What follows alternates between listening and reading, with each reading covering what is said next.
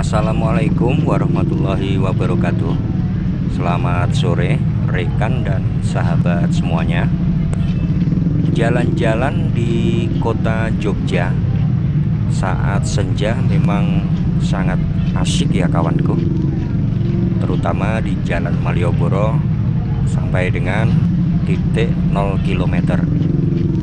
Bila kita jalan ke arah selatan setelah titik 0 km, tepatnya sebelum alun-alun utara Keraton Jogja, sebelah kanan jalan ada sebuah museum budaya ya kawanku, namanya Museum Sono Budoyo.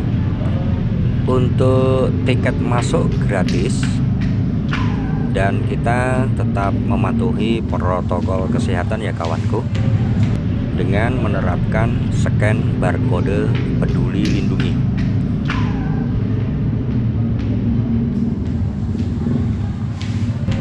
Bangunan Museum Sono Budoyo merupakan rumah joglo dengan arsitektur Masjid Keraton Kasepuhan Cirebon ya kawanku,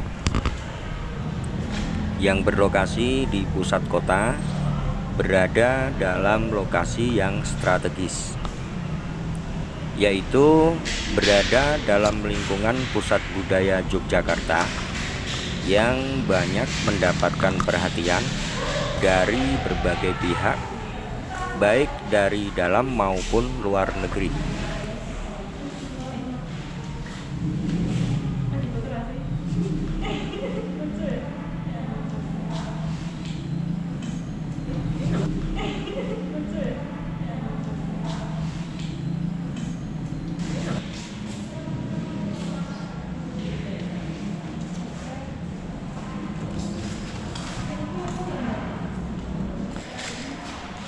Museum Sono Budoyo memiliki nilai budaya ilmiah ya kawanku, meliputi koleksi pengembangan dan bimbingan edukatif kultural, dan tugasnya adalah mengumpulkan, merawat, pengawetan, melaksanakan penelitian, pelayanan pustaka, bimbingan edukatif kultural, serta penyajian benda koleksi Museum Negeri Sono Budoyo.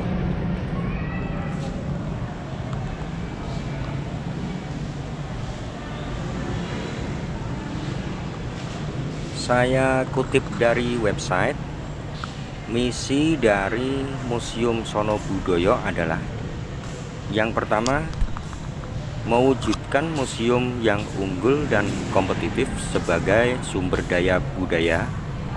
Yang kedua, mewujudkan peran dan nilai strategis museum sebagai daya tarik utama pariwisata Jogja. Yang ketiga adalah mewujudkan peran museum sebagai pelestari warisan budaya.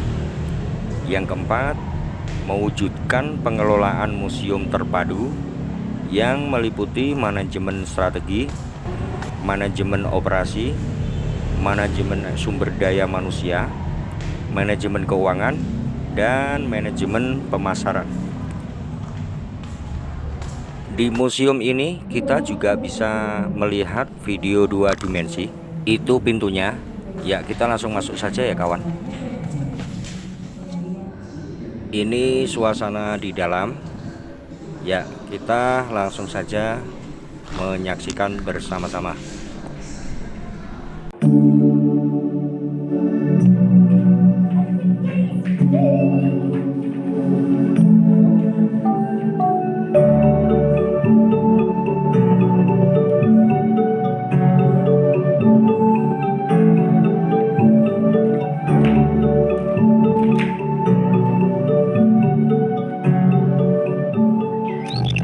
Sobat Tumpeng, berkaitan erat dengan kondisi geografis Indonesia, terutama Pulau Jawa dengan gunung berapinya. Bentuk kerucut dimaksudkan untuk meniru bentuk gunung suci atau Meru. Nasi adalah bahan utama dalam pembuatan tumpeng, dan semua itu tidak lepas dari serangkaian proses untuk memperoleh nasi. Bapak membajak sawah dan mempersiapkan lahan yang dibantu Yuni. Sedangkan Simbok menunggu mereka di pinggir sawah sambil membawa rantang yang berisi makanan. Setelah sawah dibajak dan diberi air, Bapak, Simbok, dan Yuni siap menanam padi yang sebelumnya sudah dipersiapkan dengan menabur benih selama 1 bulan.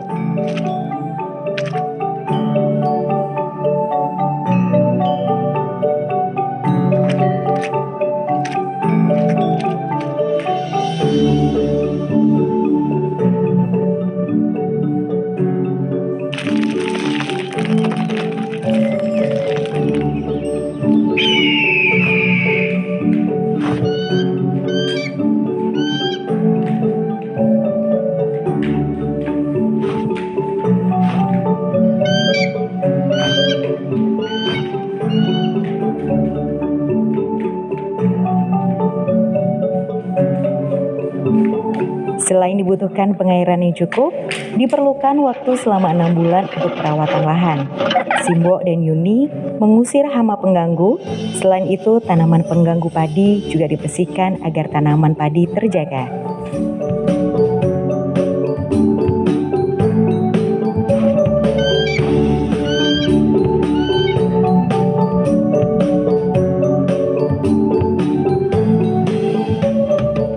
Gabah mulai menguning dan tanaman padi sudah membungkuk. Itu menandakan bahwa padi siap dipanen. Simbok menggunakan tuai atau ani-ani untuk memanen padi tersebut. Yuni membantu Simbok merontokkan beras di tikar. Sedangkan Bapak menggunakan gerobak sapi untuk mengangkut hasil panen.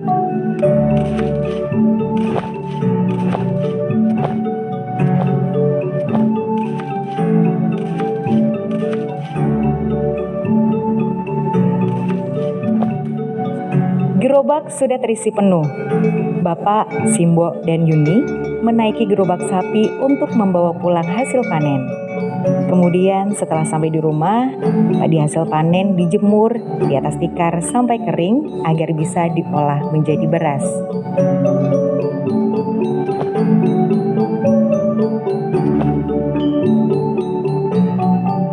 Tidak hanya nasi, telur dan sayuran pelengkap tumpeng juga disiapkan oleh Yuni dan memetik sayuran di kebun belakang rumah seperti sayuran kangkung, kacang panjang, bayam, kubis, toge, dan buncis. Simbok dan Yuni mulai menanak nasi dan merebus sayur-sayuran yang akan disajikan menjadi tumpeng.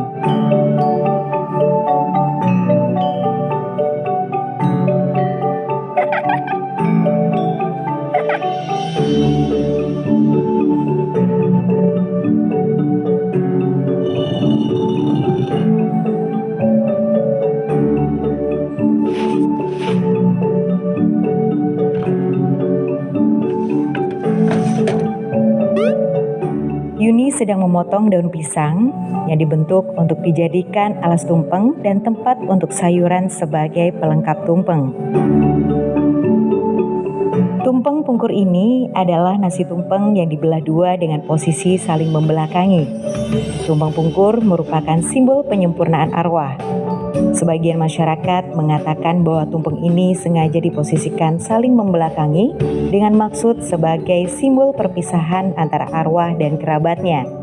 Di samping itu juga sebagai simbol keikhlasan masyarakat suku Jawa terhadap kerabatnya yang sudah meninggal. Selamatan dengan menggunakan tumpeng ini biasa dilakukan setelah upacara pemakaman. Warna nasi tumpeng punya makna berbeda. Jika warnanya putih, melambangkan kesucian. Nah, sedangkan warna kuning mengartikan kekayaan dan moral yang luhur. Iya, sudah selesai ya kawanku.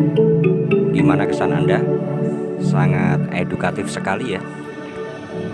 Satu persatu tahapan dari koleksi museum sudah kita lewati dan saatnya kita keluar.